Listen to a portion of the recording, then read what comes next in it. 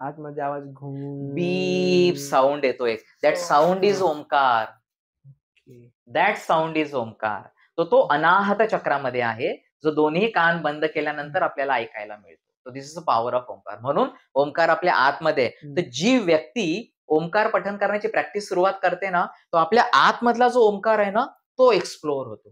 That energy explore होते which connect with this nature. Nature काय आहे? नेचरचे सगळ्यात मोठा लॉ आहे प्युरिटी. प्युअर आहे. नेचरचा दुसरा लॉ काय आहे? Give. Nature never takes anything, it always gives. तर हे जी प्युरिटी आहे ते व्यक्तीच्या बुद्धीमध्ये, पर्सनॅलिटीमध्ये, थॉट्समध्ये, वर्ड्समध्ये आणि ऍक्शनमध्ये कन्वर्ट होते. सर ओम हा कुठल्या रिलिजनचा आहे? एखादं असं पण डोक्यात येतं की बा कुठल्या रिलिजनचा आहे का? ओम तुम्हाला सनातन संस्कृतीमध्ये मिळणार, ओम तुम्हाला सीख मध्ये मिळणार, ओम तुम्हाला बुद्धिझम मध्ये सुद्धा मिळणार. ऑलमोस्ट सगळ्या रिजन. इवन आमीन म्हणता. व्हॉट इज आमीन? आमीन इज ओम. ओमचं ते प्रोनाऊन्स होऊन आमीन झालेलं आहे. दॅट इज ओम. प्रत्येक रिलिजियन मध्ये ओम आहे, कारण ओमकारामधूनच तर सगळ्या ब्रह्मांडाची निर्मिती झाली. त्याच्यामुळे हा स्पेसिफिक ओम जो आहे तो हिंदू धर्माचा सिम्बॉल मानला जातो. But that is not only for the Hindu. आणि हिंदू धर्म काय आहे? तर हिंदू धर्म काय? सनातन संस्कृती. ही काय? हा धर्म म्हणजे एक स्पेसिफिक लोकांसाठीचा धर्म नाही, ही जीवन पद्धती आहे. हिंदू काय आहे? तर जीवन पद्धती. आणि धर्म म्हणजे काय आहे? तर धर्म म्हणजे राईट कंडक्ट. माणसाने माणसाशी माणसासारखं प्रेमाने वागलं पाहिजे. दॅट इज कॉल्ड द धर्म. बरोबर आहे? तर म्हणून हा एका रिलिजनचा नाहीये, हा सगळ्यांचा आहे. कारण आध्यात्मिक उन्नतीसाठी ओमकार आहे आणि लौकिक म्हणजे आपल्या वर्ल्डली लाईफमध्ये आपल्याला जे अचिव्हमेंट करायचे, आपल्या लाईफमध्ये सक्सेस पाहिजे, गुड नेम पाहिजे, गुड फेम पाहिजे, आपल्याला अलाइन पाहिजे सगळ्यांसोबत, जीवनामध्ये हार्मनी पाहिजे, ओमकार पठणामुळे आपल्याला मिळते. तुम्ही सुरुवातीला जरी सांगितलं होतं की प्रत्येक मंत्राच्या अगोदर मी ओम लावतो म्हणून. कशासाठी ओम लावतात?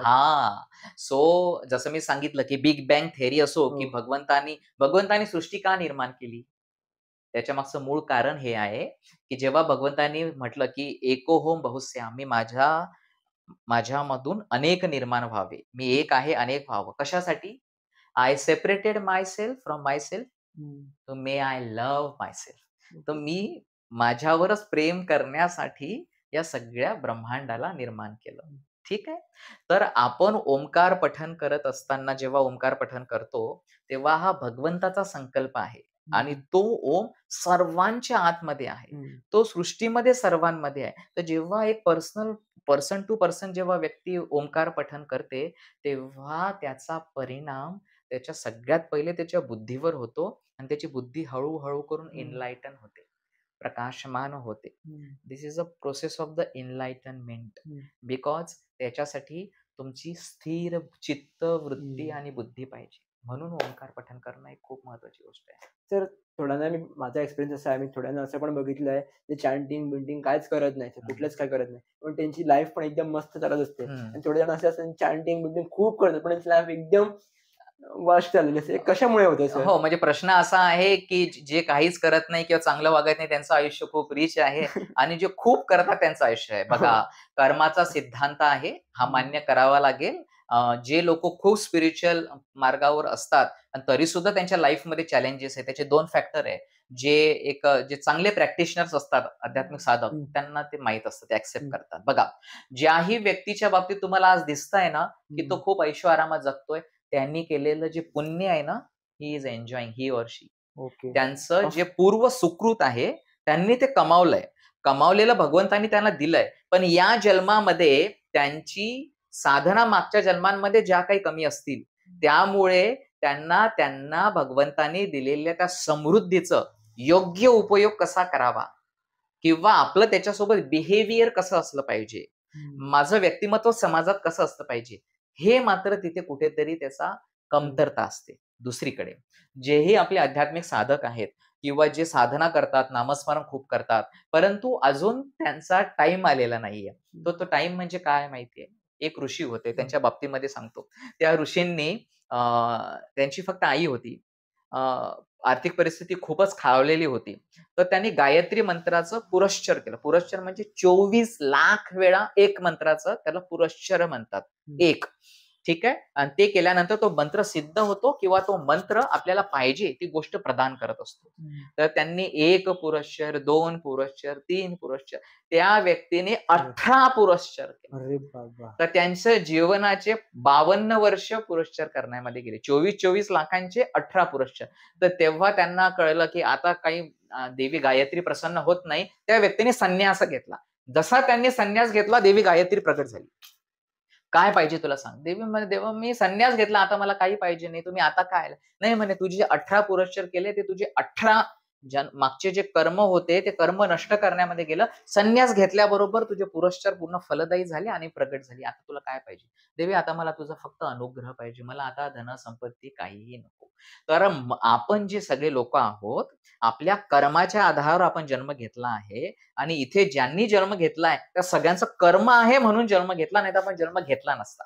तर जे कोणी खूप हॅपी आहे, जे तुम्हाला बाहेरून वाटतात, किंवा जे काही वाटतात की खूप चॅलेंजिंग लाईफ आहे, जेवढे आध्यात्मिक लोक आहेत त्यांच्या आयुष्यामध्ये जास्त चॅलेंजेस येतात. बरोबर आहे. चॅलेंजेस ते याच्यासाठी येत असतात, भगवंत त्यांना अजून अजून मजबूत, मेंटली, फिजिकली, स्पिरिच्युअली मजबूत करत असतो, की त्यांनी मजबूत व्हावं.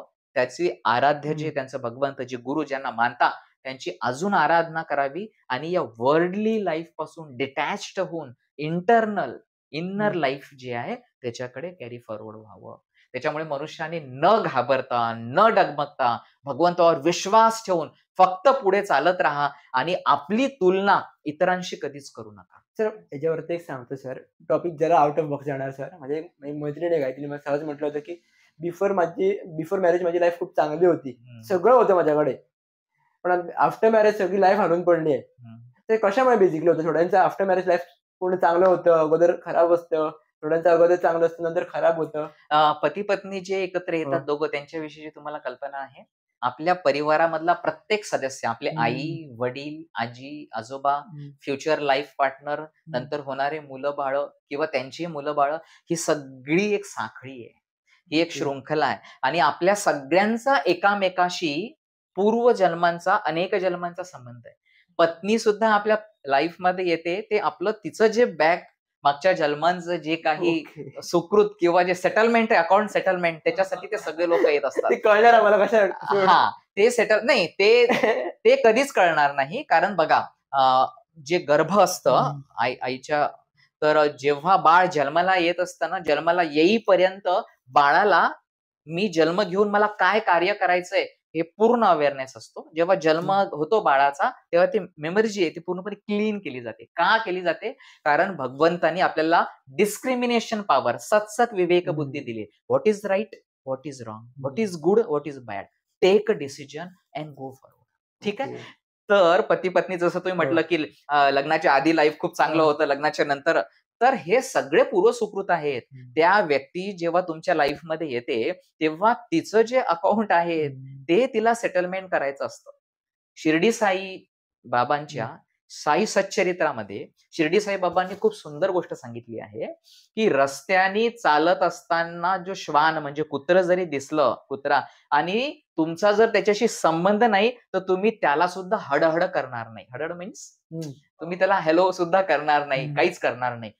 तर जी व्यक्ती आपल्या आयुष्यामध्ये येते, आपल्यावर प्रेम करणारी आणि आपल्यावर जलस होणारी, आणि आपल्याला असं वाटतं की दे आर अवर एनिमी, असं आपल्याला वाटतं किंवा त्यांना वाटतं, हे सगळ्यांशी आपला संबंध आहे. ऍक्सेप्ट इट, सगळ्यांना ऍक्सेप्ट करा आणि पुढे चाला. त्याचा जीवनात आनंद आहे. सर, पण ऍक्सेप्ट करण्यासाठी खूप कठीण असतं ना? जगात गोष्ट कठीण कुठलीच नाहीये. प्रयत्न करावे लागतील आणि त्याच्यासाठी एकच सोपी मी इलाज सांगतो, सगळ्यात सोपा इलाज. आपण परिवारामध्ये सुद्धा कलेश असतात किंवा मत वेगवेगळे असतात, किंवा ऑफिसमध्ये तुम्ही कार्य करता, बिझनेसचं प्लेस, कुठलीही जागा, ऑर्गनायझेशन असो, तर सगळ्यांशी तुमचं कधी पटणार नाही. तर काही जणांशी जेव्हा पटत नाही ना, brain is a most powerful tool.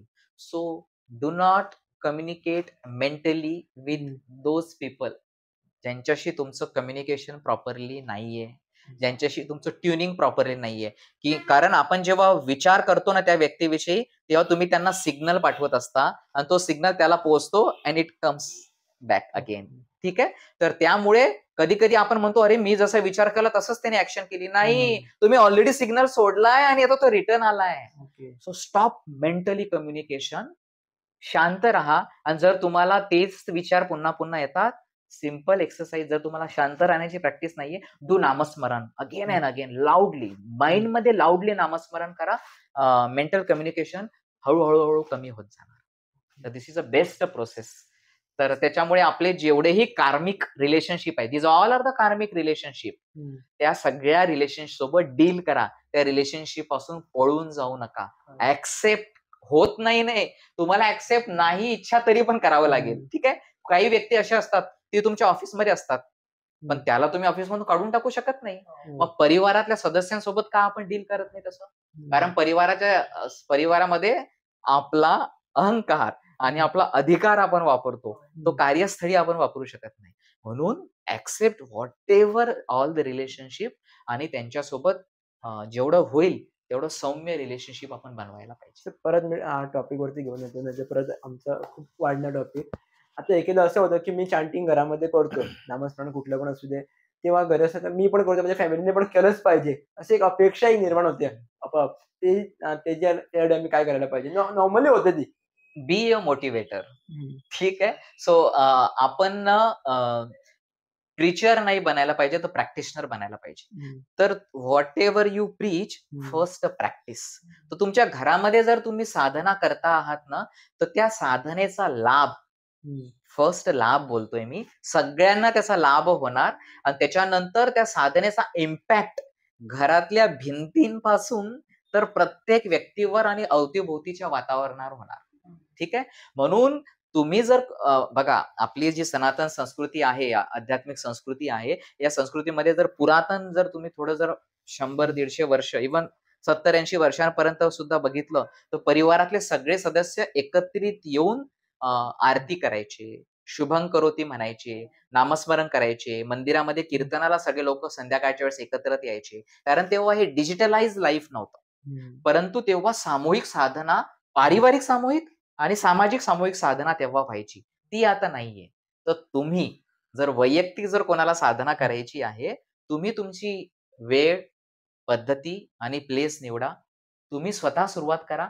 हळूहळू परिवारातल्या सदस्यांवर त्याचा परिणाम 100% होणार, आणि they will join you one day. आता मी तेच जाणार होतो की एन्व्हायरमेंट वरती किंवा आमच्या संगतवरती, जे साईडला आमचे लोक असतात, त्यांच्यावरती परिणाम काय होतो एक्झॅक्टली, कसं काय होतं, ते मला कसं दिसून येणार? तुमच्या स्वतःच्या सेल्फ ट्रान्सफॉर्मेशन झालेल्या पर्सनॅलिटी वरून.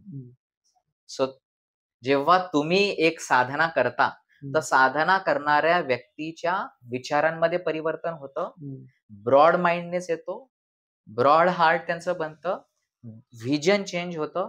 ज्या व्यक्ती तुम्हाला नकारात्मक वाटायला लागतात, त्या व्यक्तींना आपण म्हणतो लेट इट बी, असू दे.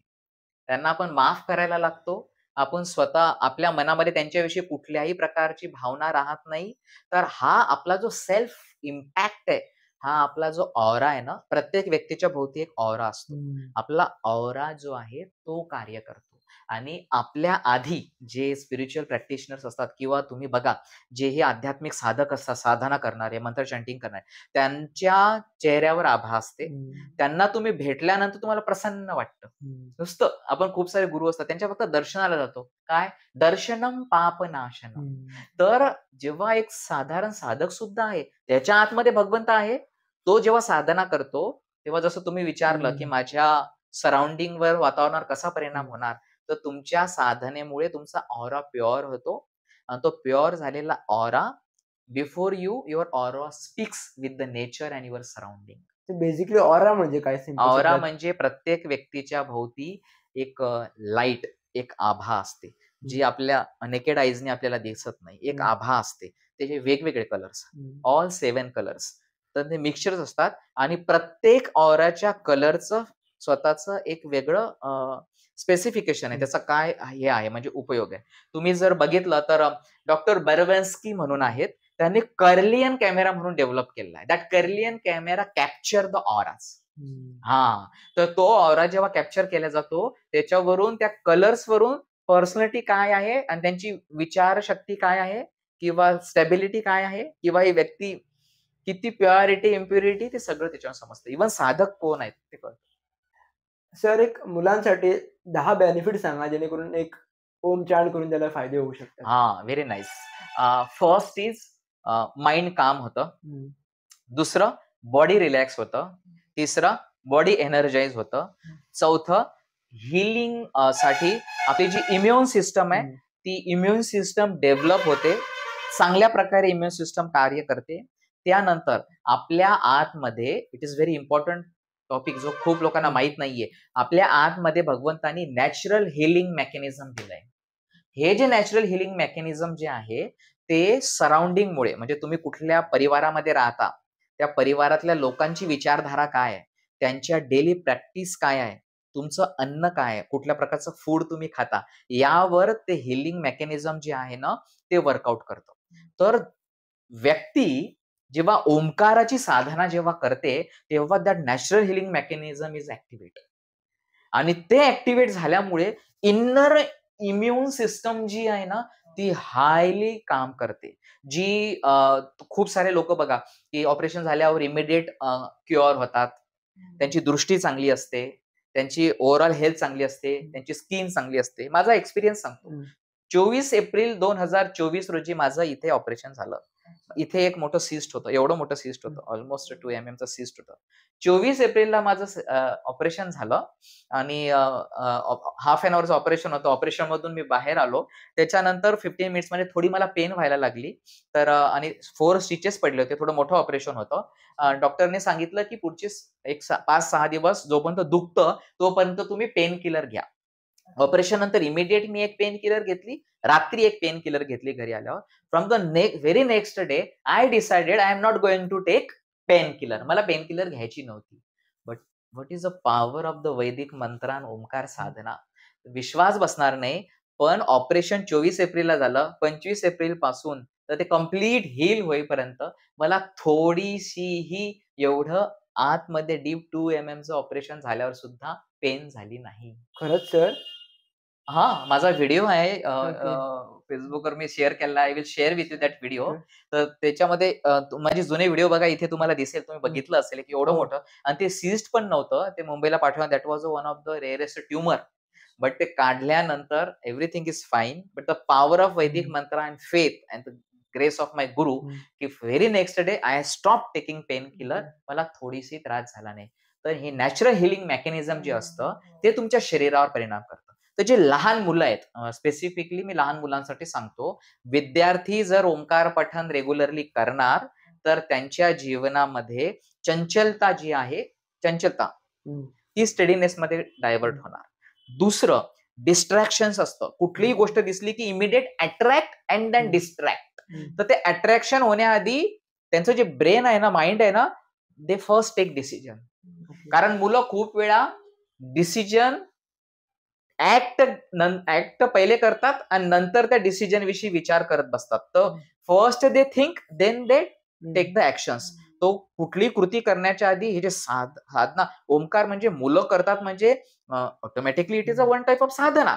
तर त्यांचं त्यामुळे स्टेडीनेस येतो आणि कामनेस आल्यामुळे काय होतं की त्यांचं जीवनामध्ये काय महत्वाचं आहे विद्यार्थी दशेमध्ये, अभ्यास करणं.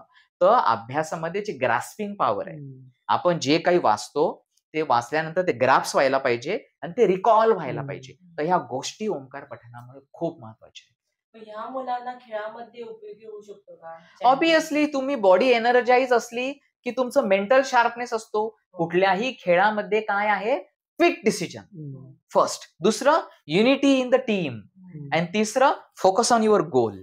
तर ह्या तीन गोष्टी इम्पॉर्टंट आहे आणि या 3 गोष्टी अचीव कशा होणार, फिट बॉडी. आणि त्या फिट बॉडीसाठी काय, मी आधीच सांगितलं की अकार उकार मकारचा तुमच्या एंटायर बॉडीवर परिणाम होतो. तुमचं ब्रेन प्रॉपरली डिसिजन्स घेतात. मी जसं सांगितलं की कॉस्मिक एनर्जी जी आहे, जेव्हा तुम्ही ओंकाराची साधना करता त्या व्यक्तीला फिजिकल लेवलवर तर एनर्जी मिळते, पण कॉस्मिक एनर्जी तो ऍब्झॉर्ब करतो. That cosmic energy help to process the all function properly. So it helps. Sir असा अनेक प्रश्न आहे की आता जेव्हा मला गुरु मंत्र देतो, जेव्हा कुठला पण गुरु असू दे, आपल्या शिष्याना एक मंत्र देतो, तेव्हा तो चॅन्ट करायचा आणि आम्ही डायरेक्ट एक मंत्र घ्यायचा आणि चॅन्ट करायचा. त्याच्यात काय डिफरन्सेस आहे, स्पेशली ओमाचे? ओम रिगार्डिंग अच्छा, ओम मंत्र. बघा, ओम मंत्र आणि गुरु मंत्र ह्या दोन वेगळ्या गोष्टी आहेत. Okay. Om is a universal mantra. ठीक आहे. जगामध्ये ओंकाराचं पठण लोक करतात. कोणी पण करू शकतात. हा, ओंकार पठण कोणी पण करू शकतं. स्त्री आणि पुरुष कुठलाही मंत्र, मी मंत्रांची एक महत्वाची गोष्ट सांगतो, mantra never differentiate gender wise. मंत्राला जेंडर समजत नाही. मंत्र इम्पॅक्ट ऑन द सोल, आणि सोलला जेंडर नाहीये. सोलच्या वर शरीराचं वस्त्र आहे. ते स्त्री पुरुष असो, पशु पक्षी प्राणी कोणी असू शकतं. ठीक आहे. तर जेव्हा आपण ओंकाराचं पठण करतो तर त्याचा परिणाम सोलवर होतो. ठीक आहे. तर त्याच्यामुळे तुम्ही कोण पठण करताय इट इज नॉट इम्पॉर्टंट, पण जी व्यक्ती पठण करते त्याच्यासाठी ते खूप इम्पॉर्टंट आहे. सर तुम्ही सांगत होता गुरु मंत्र आणि तो गुरु मंत्र आणि ओंकाराच्या मंत्रामध्ये हा फरक आहे. ओंकार कोणी पण पठण करू शकतो, परंतु तुम्हाला जर ओंकाराचे फायदे पाहिजेत आणि तुम्हाला जर ओंकार म्हणजे काय आहे, तर सेल्फ रिअलायझेशन, आत्मसाक्षात्कार पर्यंत पोहोचण्यासाठीच हे टूल आहे, थ्रेड आहे, शिडी आहे. ऋषी मुनींचं मी सांगितलं, त्यांनी त्याच साधना केल्या आहेत. तर ओंकार पठण करण्यासाठी जर कोणी योग्य मार्गदर्शन करणारी व्यक्ती आहे, त्यांच्याकडून जर तुम्ही शिकलात तर it is a very good for yourself. गुरुमंत्र जो असतो ना, गुरुमंत्र आपल्याला गुरुला शोधायची गरज नाहीये. गुरु स्वतःहून तुमच्या जीवनामध्ये येतात आणि गुरु तुम्हाला मंत्र देतात तुमच्या पर्टिक्युलर डेडिकेशन नंतर. गुरुमंत्र प्राप्त करण्यासाठी पहिले डेडिकेशन द्यायला पाहिजे. आपण गेलो आणि गुरुदेवा मला तुम्ही मंत्र द्या, कोणी जर गुरूंनी मंत्र देऊन पण टाकला तर त्याचा तेवढा इम्पॅक्ट होत नाही. तर ज्या गुरूंकडून पण तुम्हाला मंत्र घ्यायचा आहे त्यांची सेवा करा, त्यांची शिकवणूक पहिले इम्प्लिमेंट करा, नंतर मंत्र घ्या. त्या गुरु मंत्राचा इम्पॅक्ट होतो. गुरुने दिलेला जेव्हा मंत्र असतो तेव्हा त्या मंत्रावर गुरुनी साधना केलेली असते. ओंकार तुम्ही स्वतः चांगल्या प्रकारे मार्गदर्शन करून पठण करू शकता. आपण बघितलं असेल की कुठल्याही मंत्राच्या आधी ओंकार असतो. तुम्ही बघितलंय. त्याच्या मागचं मूळ कारण हे आहे की सृष्टी जेव्हा निर्माण झाली तर जो पहिला साऊंड जो आहे तो साऊंड म्हणजे ओम आहे, आणि त्या साऊंड मधून बाकीच्या मंत्रांची निर्मिती झाली सृष्टी निर्माण झाल्यानंतर. म्हणजे पहिले जेव्हा सृष्टी निर्माण झाली, सृष्टी निर्माण कशी झाली, वेदांमध्ये सृष्टी निर्मितीचं खूप सुंदर म्हणजे ऍक्च्युअली वर्णन केलेलं आहे, जे आताचं सायन्स पण सांगतं. आकाशात वायुः, वायुत अग्निः, अग्नित आपः, अद्य पृथिवी, पृथिव्यो औषधया, औषधया अन्नम, अन्नात पुरुषः. तर आकाशातून आकाश निर्माण झालं, मग वायू झालं, मग अग्नी झालं, मग जल झालं. ठीक आहे. त्याच्यानंतर औषधी म्हणजे मेडिसिन्स ज्या वनस्पती त्याची निर्मिती सगळ्यात पहिले झाली. त्याच्यानंतर अन्नाची निर्मिती केली, शेवटी जीवात्म्याला जन्म दिला भगवंताने, असं तयार केलेलं आहे सगळं. ठीक आहे. तर सृष्टीची निर्मिती झालेला जो पहिला साऊंड आहे, कारण प्रत्येक मंत्र काय आहे, साऊंड एनर्जी जनरेट करतो. तर त्याच्यामुळे जो मुख्य स्त्रोत आहे कुठल्याही मंत्राचा, त्याला सगळ्यात पहिले इन्व्होक करायचं, त्याला सगळ्यात पहिले आवाहन करायचं. ओंकारासहित मंत्राचं जेव्हा पठण तुम्ही करता तेव्हा त्या उर्वरित मंत्राला नाद ब्रह्म जो आहे त्याची एनर्जी त्या मंत्राला मिळते. इट लिटरली इंटरकनेक्टेड होतात ते, आणि त्याच्यानंतर त्या मंत्राला एनर्जी मिळून तो मंत्र बूस्ट होतो. तर त्याच्यामुळे जो म्हटलं जातं ओंकाराला मंत्रांचा राजा, या राजाला पहिले आपण इन्व्होक करायचं आणि देन जेवढे रेस्ट ऑफ जे मंत्र आहेत ते मंत्र पठण करायचे. वेदांमध्ये पण बघा, मंत्र पठण करण्याच्या आधी आपण पहिले Om, first we invoke Omkar and then आपण बाकीचे मंत्र पठण करतो. तर दॅट इज वाय हा एक खूप महत्वाचा मुद्दा आहे. तो कुठलाही मंत्र पठण करत असताना ओंकाराचं पठण करावं आणि त्यानंतर सर आम्हाला असं एक वाटतं आता कॉन्व्हर्सेशन मला वाटतं एक तास झाला असेल आमचं कॉन्व्हर्सेशन. एक मला असं वाटतं की आम्ही एक प्रॅक्टिकली तुमच्याकडून शिकून घ्यावं, प्लस ज्याचा ऑडियन्स असणार त्यांनी पण प्रॅक्टिकली तुम्ही शिकवावं किंवा प्रोनाऊन्सिएशन कसं करावं किंवा ॲक्च्युली चॅन्टिंग कशी करावी. मी पोझिशन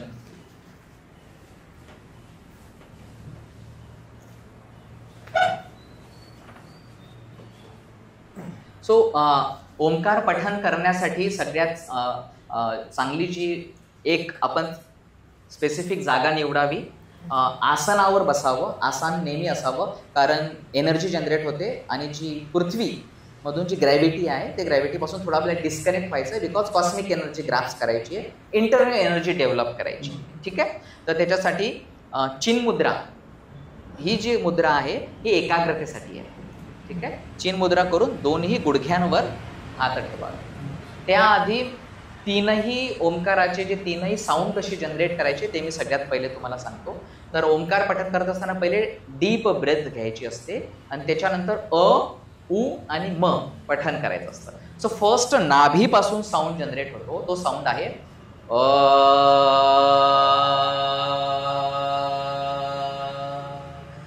हा अकार. त्याच्यानंतर ओष्ठानं जे आहे ते असं पोश्चर तयार होतं ओ,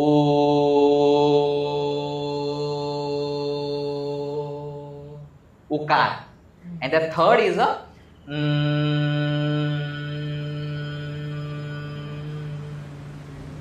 मकार.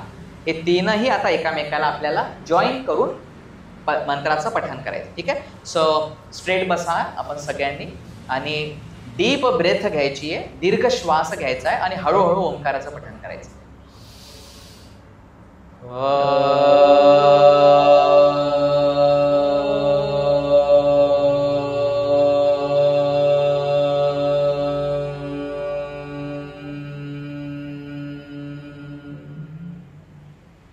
Take a deep breath.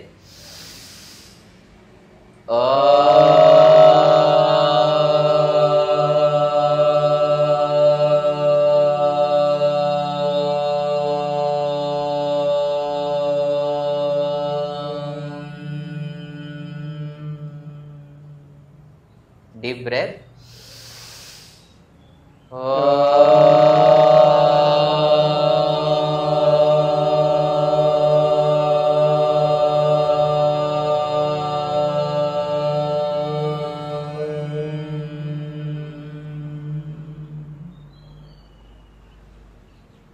हळूहळू हळूहळू दीर्घ श्वास घेऊन श्वास हळूहळू सोडत सोडत ओंकाराचं पठण करायचं आहे. आणि हा ओंकाराचं पठण झाल्यानंतर शांती शांती शांती मंत्राने कन्क्लूड करायचं आहे. तर शांती मंत्र आपण कसा पठण करणार? शांती शांती शांती. किती वेळा ओंकार पठण करावं हा एक महत्वाचा मुद्दा आहे. So there is a 21 times Omkar formula. ठीक आहे. सो तुम्ही सांगितलं की पती पत्नी आहेत, वेळ मिळत नाही, यूथ आहे, वेळ मिळत नाही. 10 मिनिटांची साधना आहे फक्त.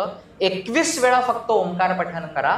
तुम्हाला नेक्स्ट 24 आवर्स तुम्ही एनर्जाइज पण राहणार, माइंड काम पण राहणार, फोकस पण राहणार आणि तुमच्या जीवनामध्ये हळूहळू परिवर्तन येतंय हे तुम्हाला जाणवणार. ठीक आहे. सो 21 वेळा ओंकाराला 4 विभागांमध्ये विभागणी केलेली आहे. 5, 5, 5, 5 आणि लास्ट ओंकार. सो पहिले 5 ओंकार हे आपल्या पंच इंद्रियांसाठी आहेत. दुसरे 5 ओंकार पंच कर्मेंद्रियांसाठी आहेत. नेक्स्ट 5 ओंकार पंच प्राणांसाठी आहेत. नेक्स्ट 5 ओंकार पंच कोशांसाठी आहेत. हे झाले 20 Omkar. And the last one Omkar is for atma. तो ओंकार पठण केल्यामुळे प्युरिफिकेशन होतं पहिले अँड देन एनर्जी त्याच्यामध्ये इन्स्टॉल केली जाते. तर पंच इंद्रिय, पंच कर्मेंद्रिय, पंच कोश, पंच प्राण आणि आत्मन या सगळ्यांना 21 ओंकारांनी फर्स्ट प्युरिफाय केलं जातं आणि एनर्जाइज केलं जातं.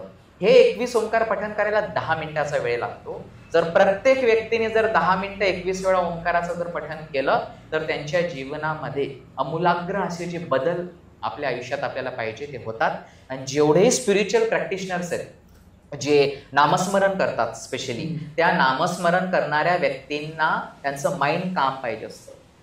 त्या सगळ्या व्यक्तींना एकाग्रता पाहिजे असते आणि त्या व्यक्तींना भगवंताचे आपल्या आतमध्ये असल्याची अनुभूती घ्यायची असते. ही जी अनुभूती आहे ती ओंकार पठण जर तुम्ही केलं तर निश्चितपणे तुम्हाला ते प्रदान करणार. महत्वाची बाब सांगतो की ओंकार पठण केल्यानंतर 2 ते 3 मिनिटाचं सायलेंट सिटिंग कंपल्सरी करायचं. म्हणजे 21 वेळा ओंकार पठण तुम्ही केलं चिन्मुद्रा, त्यानंतर ज्ञानमुद्रा अवस्थेत राहा किंवा चिन्मुद्रा अवस्थेत राहा and just focus on your inhale and exhale process. काही विचार मनामध्ये करायचा नाही, कुठलंही नामस्मरण करायचं नाही. Just focus 2 minutes to 3 minutes. हे कशासाठी की जी साऊंड एनर्जी तुम्ही जनरेट केली आहे ना, त्या एनर्जीला तुमच्या इंटरनल फंक्शनवर कार्य करू द्यायचं असतं. ठीक आहे. कारण कुठलीही साधना केल्यावर इमिडिएट आसनावरून जागा सोडून निघून जायचं नाही. ठीक आहे. तर सगळ्या युथला माझा हा स्पेशली स्टुडंट्स आणि युथसाठी स्पेशल मेसेज आहे की 21 वेळा ओंकार केल्यावर just do silent sitting for 2 minutes. तुम्हाला आपोआप जाणवणार की तुमचा श्वास कमी कमी होत चाललाय, तुमचं माइंड एकदम काम झालंय आणि तुम्हाला रिलॅक्स वाटणार.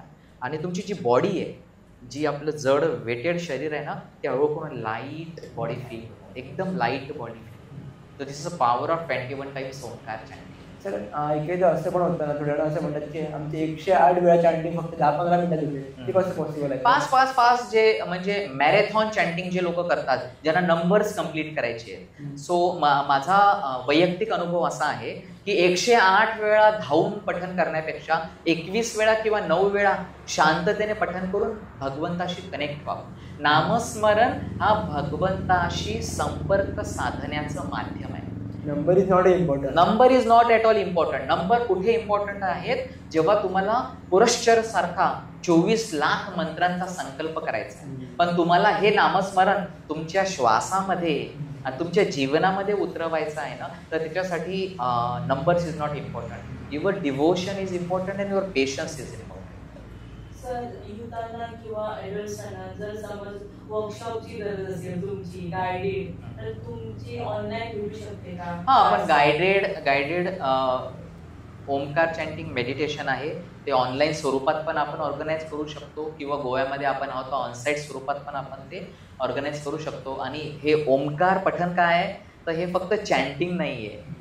दिस is a part of the meditation. So हे एकमेव या पृथ्वीवरचं मेडिटेशन आहे की जे चॅन्टिंगमध्येच व्यक्ती मेडिटेशन स्टेटमध्ये जातो, बिकॉज ऑफ आपलं जे माइंड आहे ते काम होतं. आणि एकच गोष्ट समजून घ्या, संपूर्ण जे जीवन आहे आपलं ते आपल्या बुद्धीवर आणि आपल्या माइंडवर, आपल्या ब्रेन पॉवरवर अवलंबून आहे. एव्हरीथिंग इज फक्त सगळं काही इथे आहे.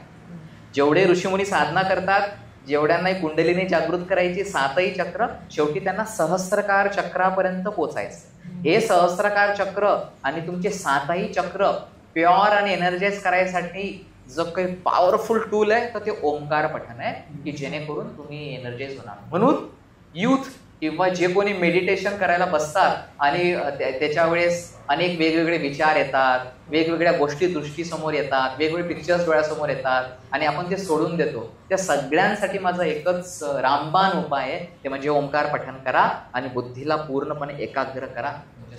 तर थोडे जण फक्त फॉर एक्झाम्पल ओम नमः शिवाय, गणपती नमः किंवा वेगवेगळे मंत्र म्हणतात. हे मंत्र म्हटलं तर पण चालेल का फक्त ओमच प्रोनाउन्स केलं जास्त फायदा होऊ शकतो? नाही, कुठलेही मंत्र जे आहेत, वेगवेगळे मंत्रांचं जे पठण करतात, ओंकाराची साधना 21 वेळा, फक्त 10 मिनिट हे 21 वेळा तुम्ही साधना करा. आणि ही जी साधना तुम्ही करणार ती तुमच्या बाकीच्या रेग्युलर साधनेला as a booster, as a supporter, as a foundation म्हणून काम करणार. कारण ही डिवाइन एनर्जी आहे. सो तुम्ही जसं म्हटलं की ओम नमः शिवाय, शिवपंचाक्षरी मंत्र जेव्हा पठण करता तर त्या शिवपंचाक्षरी मंत्र काय आहे, तर तो प्रणवनादापासून सुरुवात होतो. शिवपंचाक्षरी मंत्रामध्ये पण काय ओम आहेच ना, आणि मग आहे न म शिवाय आहे. जे न म शिवाय जे आहे ते पंचमहाभूतांना रिप्रेझेंट करतात. ठीक आहे. पण त्या पंचमहाभूत कुठून आलेत? ओंकारामधून आलेत. म्हणून फर्स्ट चांट ओंकार. सो जे नामस्मरण करतात त्यांनी ओंकाराची साधना 21 वेळा ओंकाराची साधना करा आणि आपलं जीवन जे आहे ते परिवर्तन करण्यासाठी सुरुवात करा. हा माझा इथे संदेश आणि माझं सगळ्यांना निवेदन आहे माझ्या वैयक्तिक साधने. तर खूप चांगलं वाटलं तुमच्याकडे बोलून. स्पेशली एक डीप एक अंडरस्टँडिंग झाली की ओम म्हणजे काय. आपल्या डोक्यात एक मिथ तयार झाले होते फ्रॉम बालपणापासून. कोणी कोणी सांगितले होते, नॉर्मली होतात, ते क्लिअर झाले. आणि एक स्पेशल मी शिकलो प्रोनाउन्स कसे करायचे, डीप अंडरस्टँड कसे करायचे. मला खूप खूप आभारी आहे सर. धन्यवाद. मला सुद्धा खूप आनंद वाटला की युनिक अचिव्हर्स खूप चांगलं गोव्यामध्ये काम करताय आणि वेगवेगळ्या विषयांवर तुम्ही गोव्यातल्या आणि बाहेरच्या लोकांना सुद्धा जागृत करताय. आणि समाजामध्ये जागृती करणं हेच आजच्या आपल्या सगळे जे कोणी समाजामध्ये कार्य करतात त्यांचं कार्य आहे. माझी तुम्हाला खूप साऱ्या शुभेच्छा आणि आमच्या निरंतर तुम्हाला काही लागली तर सपोर्ट आमचा निरंतर आहे. शुभम भवतु. नमो नमः.